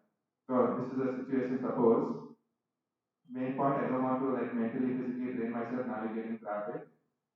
I want to go to multiple places on a single day. I have to go from A to B to C to D to E. And I don't want to spend thousands of rupees. Because if I have to do 5 cab trips, I can easily add up a lot, and especially if it's across the city. So the easy solution supposedly is to use public transport, but of course it's not that easy in any new city. Bangalore is not in much better that way. And this problem is not going to be solved with an app or with data or whatever. It's a much deeper problem. The government has to rethink how they look at mobility from scratch, and but that's not something we can solve. So at least for now, how can I simplify my process from getting from point A to point B to point C? So the default choice is to use Google Maps. So in this case, I just want to go from SMVT railway station to here, Church Street. So I think it's not fitting on the screen sadly, but on Google Maps, you can't give multiple transit points or multiple destinations for public transport navigation. You can only do from A to B. If I want to do A to B to C to D, and on a car or on walk, you can give them all together. But for transit, you have to give them separately. So first I have to find A to B, then B to C, then C to D. But the bigger problem is over here on the left, it's just 39 minutes. But below it also says every 30 minutes. So it could either take 39 minutes or 1 hour 9 minutes. Basically 100% variation. Google Maps does not have live data, and so they can't really tell you exactly how long it will take. So in this theoretical situation where I want to do this world trip, the existing tool does not help. Luckily, BMPC has an official app which has better data. But just because it has better data doesn't mean this is a better app. By the way, BMPC is a bus corporation in Bangalore, for those not from Bangalore.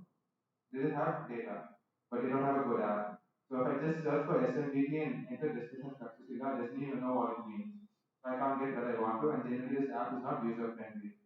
So at least they have data.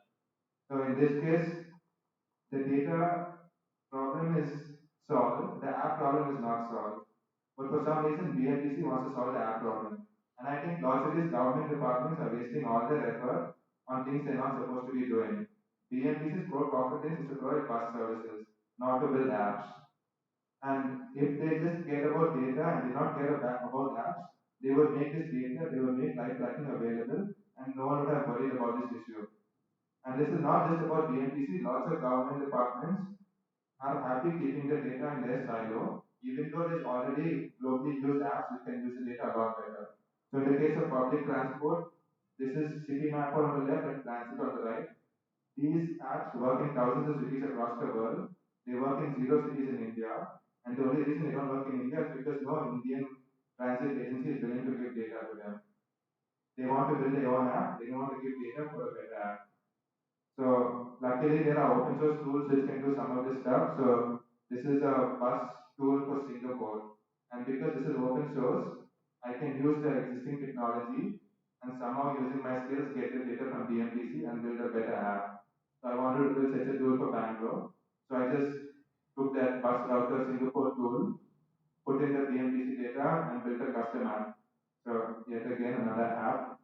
So this is called transit router. On the left, you can see all the bus routes in the city. On the right, the lines are the metro lines and the red dots are the stops. So I can go to search or I can search over here. So the entire app technically works offline because the moment you load the app, it downloads all the data. So Google Maps public transport doesn't work offline as far as I know, and neither is the Nama BMPC app. But this you can actually use offline. So if I just want to see about bus 13, I can select it and hopefully the server is up. Sometimes the server is down. Looks like it's down. But if the server was up, this would get the live tracking data and I would be able to see it on the map. And I have a bunch of other features. So suppose, so I know I am near this bus stop, Chinnaswamy Stadium. So I can select it, I can see all the bus routes along with all the destinations. Or I can click this passing routes feature and all the black lines are where all in the city I can go.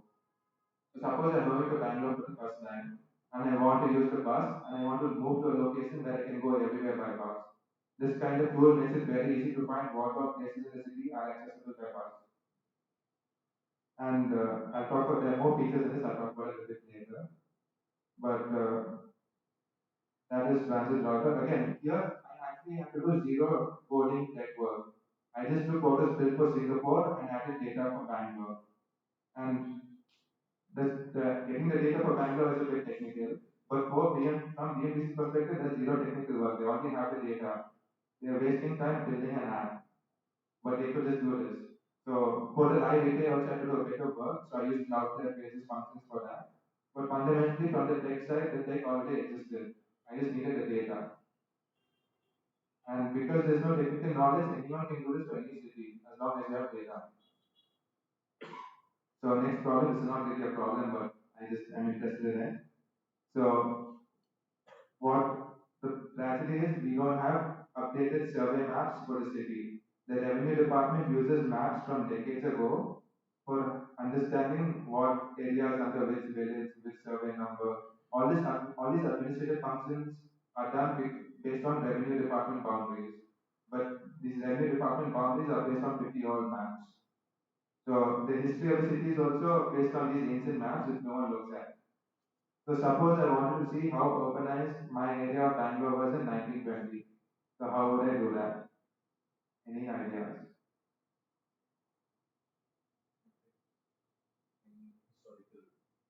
Okay, but where would I find? Yeah, so very good answer because I had the same problem. I wanted to upload this, but I didn't know how to find it. So luckily, I was able to do it, but finding these old maps is a big challenge. And ironically, as you've heard multiple times, The oldest government department in India is the same department that makes these maps. And they have all this history.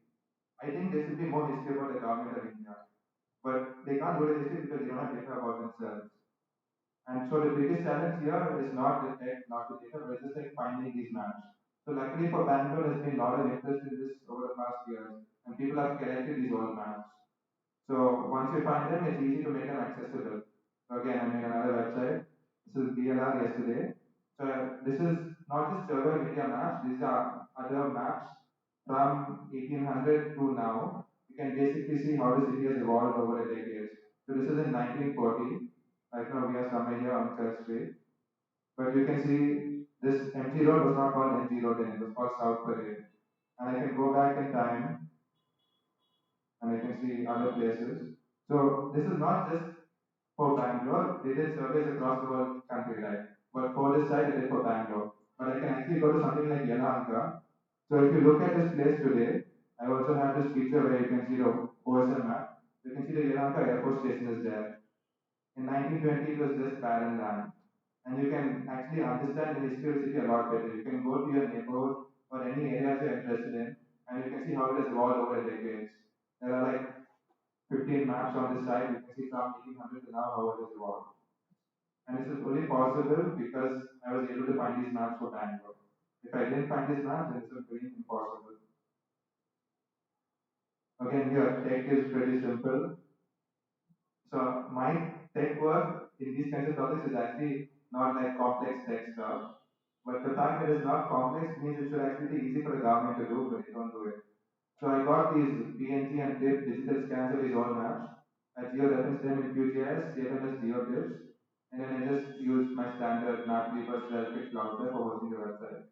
Again, ₹0 cost, I can host this website.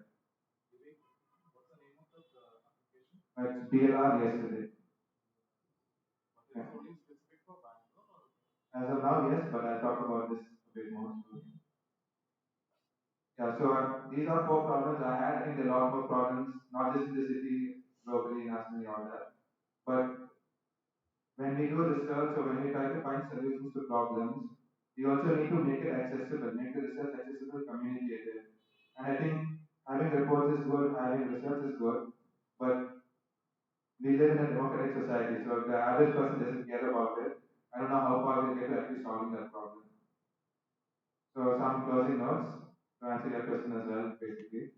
So flooding in Bengaluru, I was able to use DM data flooding locations, and that's why I was able to make it. And if I had data for other places, I could recreate it anywhere. So DM data is there anywhere, so this is easy to do. So that is fine. I can just make a tool to solve, not solve flooding, but to make it accessible. Governance in Bengaluru, similar. I was able to find these administration jurisdictions and build it for Bangalore. If that was not there, I wouldn't be able to build it. But luckily, I was able to find, not yet, but I found something for Mumbai. So I'm working on making it accessible for multiple cities. So right now there's no data. If you click this, you won't see anything. But I could easily integrate it. And all these sites are made multilingual. So you can actually get the same site in whatever language you want. So this is for this site. Again, other problem, public transport. So that transit router website again, that also supports multiple cities. So for public transport, there's something called GTFS, the General Transit Fee Specification. It's basically a universal format for transport data. Sadly, most Indian transport agencies don't use it. Luckily, Hyderabad, I think on Monday this week, they released GTFS for Hyderabad. And within 10 minutes, I was able to add Hyderabad to my site. Just because they follow the GTFS standard. So my same website for Bangalore is now here for Hyderabad. So I can select some bus route, and if I was comfortable with the workflow with the tool in Bangalore, now I'm comfortable in Hyderabad because I can use the same tool. I don't have to install a new Hyderabad app, a new Mumbai app, a new Chennai app. And then for the last one, the history one. So again, I was able to find a few old maps for Chennai. So this is not production ready yet, this is work in progress. So luckily, Survey of India has lots of fans abroad. Lots of foreigners are interested in colonial maps of India. So it's easier to access colonial maps of India than present day maps of India. And hopefully this lowers. maybe in Bro. So this was just in testing. But if you have these kinds of maps for other cities, you can easily extend it. The biggest challenge in all these tools is honestly the data, which is why we have to focus on that first. But we can't just end that data. We have to go beyond that data. So actually all 4 of these sites were built just in the past 365 days. And that's only because of these AI coding agents. Others haven't done any of this. And if we had data, I could easily make all 4 of these for any city within 1 week. But getting that data is the toughest part. And yeah, that's all I have to say. I'm active on OpenStreetMap. You can find me there, or you can check out Diagram Chasing, where Aman and I publish some stories. And thank you for listening.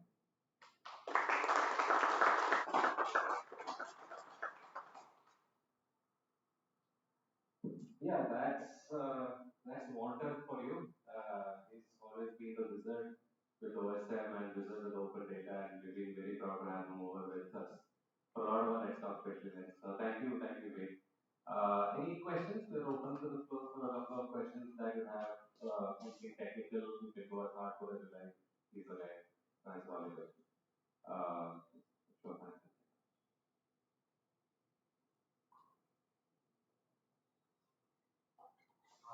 I tried looking for the Bangalore old maps site, only able to find it with a link or a QR code. Yeah, actually, you can open the QR code on this site. Let me just.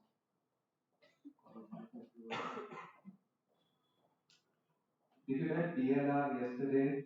Yeah, I did. Okay. DLR space YESTERDAY. Not working. Okay, maybe I broke my. I'll give you the QR code for the slide. But I'll just give you QR code. Any other questions?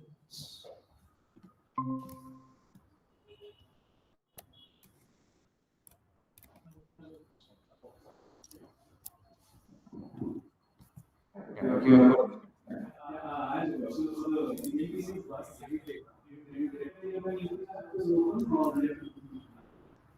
Yeah, so it's technically not open, but on their website, in the background, when I open the website, in the background, the browser is on. So what I did in my website is I'm basically opening that in the background. I'm just recreating what their website is on my website. They probably don't approve of it, but no one is using this website, so don't tell them.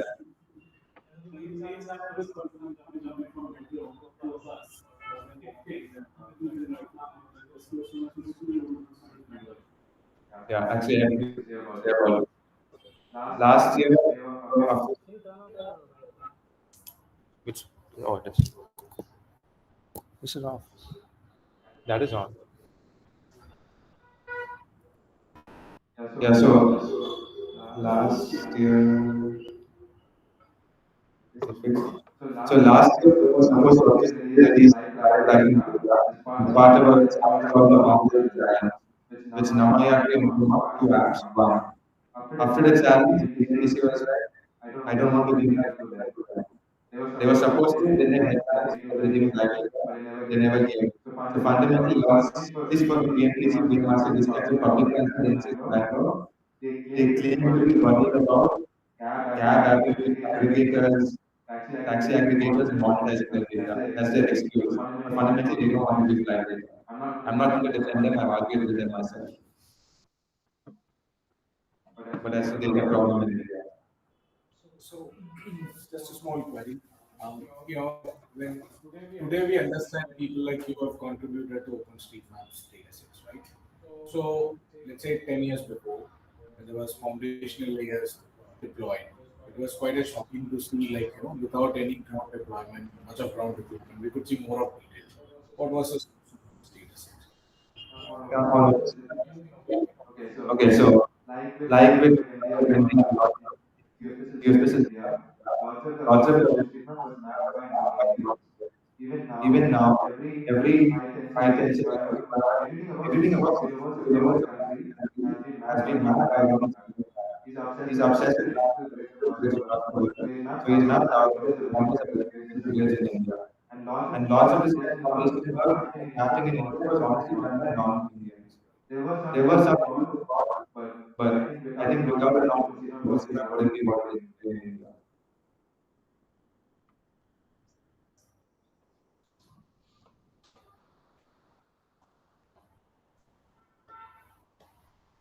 So if you have questions about users getting used to the model or process liability, a question related to OSM and quality. What are some ways I can judge the accuracy of the quality of the data in order to the predict, or how we can update it? For example, if I have a tier two site, that not massive, which is massive. Yeah, so Yeah, good so question. the, The the data is data is very actually variable. very, If you if look you for the look for the real estate data in data and Bangalore, I think it's macro, probably one one of of the the largest largest in the world because for it the was less than. data. But if you But look if for you something similar in similar India, in India is only India, very only large. The the best place best to way to gauge the gauge the quality, quality, I think I think first you first need we to need to think about what are you what are looking you looking for. for? Especially when Especially you're when using you use geospatial this data, I data, think I you think don't you just don't want want specific kind of specific kind data. of data. It might be It some might be water some water stuff, stuff, some some road road related stuff, some building building stuff. stuff. So just So look just at look what at is what open open data office data for that for particular that data particular set in data the set in area the you're area you're interested interested and see if and it see fits if it what you what need. you I would I would probably not probably use not use OpenStreetMap Open for for navigating navigating coastal coastal area area because I know because I it's know not it's good not enough good for enough that. for I that. would I go would with go Google to Earth Google Earth myself. myself.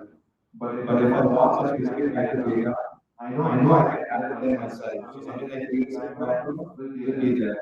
So if you So if want you to want get to it get the the best way to best way get to it is get the it is the direct direct basis. basis. Want to You go want to to go to OpenStreetMap. And And honestly, that's honestly, the that's the problem with problem the with geospatial geospatial portal in portals all in all countries. countries. As far As as far I as I know, know, no no government government geospatial geospatial portal portal allows allows citizen citizens input, like in a like in a very very digital digital sense. sense.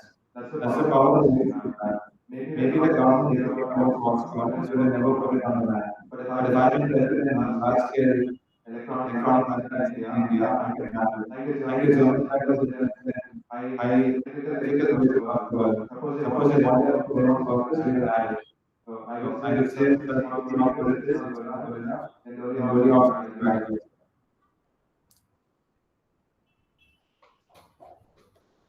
So So why why does the does the government government matter? matter? So isn't it normal for some like administrative process that outsource that and they make standards like in being this when the initial checking that's what was very important. I'm just thinking like a novice. I don't know whether there have been such attempts in the past and whether it would work. Yeah, so I agree with the idea that the government should not be doing this stuff. I think they're wasting money doing lots of stuff they should not do. Building 50 geospatial portals, probably having thousands of servers for the same thing. There are people interested in doing it, but I think the government in general is hesitant of working with citizens. They don't trust them to get stuff done, at least in my experience. When someone like BMTC does not want to give citizens data, when someone like BBMP does not want to explain why a road is dug up, it's a challenge, especially from the citizen effort.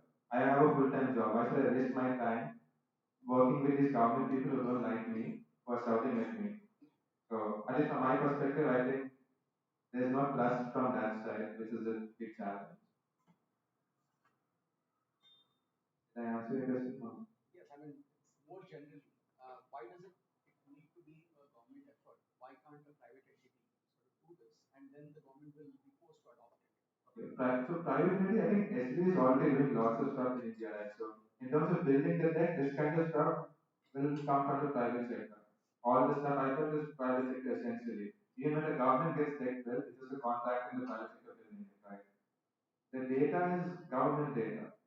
I don't think citizens can crowdsource data about what projects the government is approving. They are generating their own data. When they do a census, I can't crowdsource a census. They are doing it. So I think the challenge with data in India is mostly on the government data side. If I wanted data from Namayatri about, they have this open data portal that is accessible.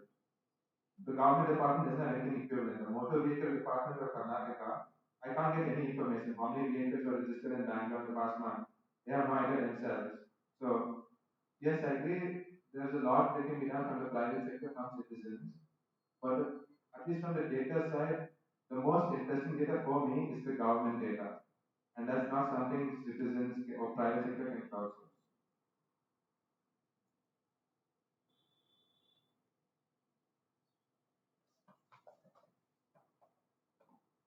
All these four examples are in urban, in Bangalore itself. Apart from data issues, would your playbook change if you were supposed to do it for a rural area? Yeah, I think I would design things differently. So Bangalore, I assume people have a phone. they know how to use this kind of web interface. So I'm building for that audience. And I am biased in how I think it should be built as well. I think someone in rural Karnataka would not understand this interface. And the way you would approach this or build for them would be very different. And from the government, there's also one more problem. They have a one size fits all approach to lots of things. They are honestly building better for geospatial people than for normal people. They could be doing the opposite, which may be better or worse.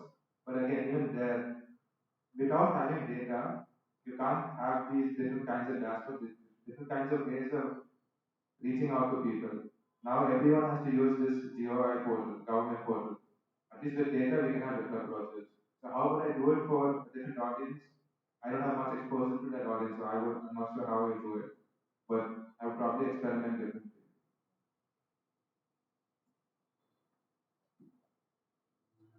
Any other questions?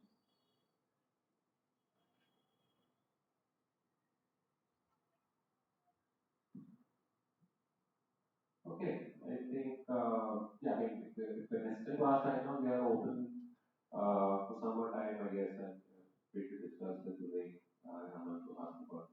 But yeah, that sort of is the conclusion of our event. So basically, just as another housekeeping, we have these events happen more or so regularly as much as possible. So do keep an eye out on our website and our social media. If you haven't registered yet, we have opened up our registration portal completely new. We moved away from a legacy system, so we're not on that. If you haven't received any emails related to the events, please let us know, and we can keep you up to date with any event as well. Yeah, but with that, I would like to thank Professor and Swathi and the Takshashila Institute for having us here. It's been a great event, and Vivek, as usual, our wizard of OSM is going to take us through all this. I think we should have another OSM workshop. So we've had a couple of OpenStreetMap workshops where we train folks who are not familiar with OSM. You get a laptop, visit, and start digitizing things that are around your neighborhood that isn't on OSM. It gives you a really good hand on open data on GIS. So we should probably plan that and we can keep an eye out for that as well. But with that, a good thank you for coming here, and we can see you soon. Okay. There's coffee also arranged at the back of this. But before we go for that, we should probably take a photo before we break. But yeah, thanks.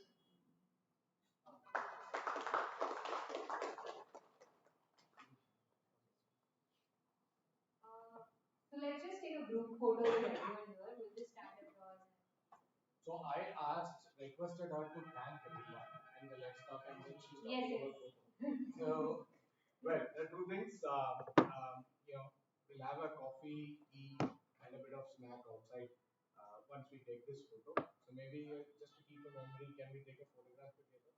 And many thanks for coming and thank you, Let's Talk Special and others. Thanks, Vivek, for being here and sharing your work. So I believe we will still connect and take it forward. Thanks. Please.